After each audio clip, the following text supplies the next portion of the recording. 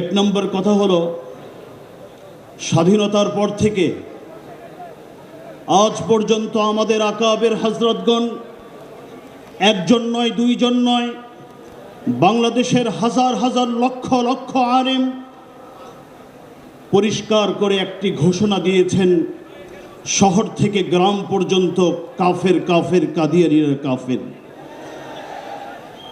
কাদিয়ানীরা কাফের, রাষ্ট্রীয় আইন চাই। একথা বলতে বলতে তাদের জীবন প্রদীপ নিভে গেছে, তাদের ইন্তেকাল হয়ে গেছে।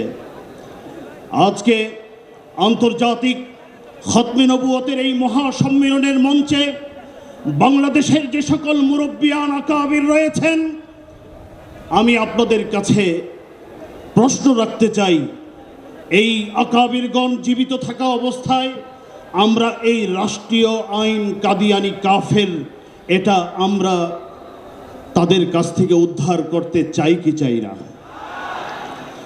আঙ্গুল যদি সোজা করে হয় তাহলে সোজা করেই, আঙ্গুল যদি বাঁকা করতে হয় তাহলে বাঁকা করেই। আমার প্রশ্ন হলো, গত 14-15 মাস আমরা দেখেছি মাত্র 500 জন, 1000, 2000 লোকের মাধ্যমে কারণেই, তাদের আন্দোলনের কারণেই আইন পরিবর্তন করা হয়েছে।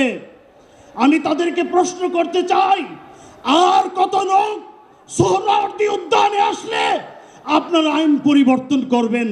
আমি আপনাদের কাছে এই প্রশ্ন রাখতে চাই। 2 নম্বর কথা, 3টা বলার কথা ছিল, 3টা বলবো না। 2 নম্বর কথা হলো, আমাদের রাজনৈতিক যারা নেতৃবৃন্দ আছেন, আমি তাদের কাছে অত্যন্ত মুআদ্দাবানা অনুরোধ করতে চাই। একটি অংশ, একটি বড় অংশ, তাদের কথা হচ্ছে সমঝোতা করবে, আসন সমঝোতা। আরেকটি অংশ তারা জোট করার পক্ষেও নিয়েছেন। আমি তাদের কাছে বিনীত অনুরোধ রাখতে চাই, জোট করবেন ভালো কথা, কয়টি এমপি পদ দিবেন সেটা আমাদের বিবেচ্য বিষয় নয়। আমরা ইশতিহারের মধ্যে কাদিয়ানী কাফের এইটা বড় করে দেখতে চাই। আসন সমঝোতা করবেন সেটাও আমাদের দ্বিমত নেই।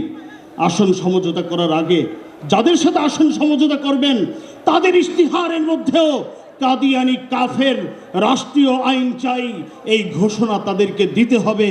আমরা তাদেরকে ভোট দিব, নচেত আমরা তাদের পক্ষ নিব না ইনশাআল্লাহ।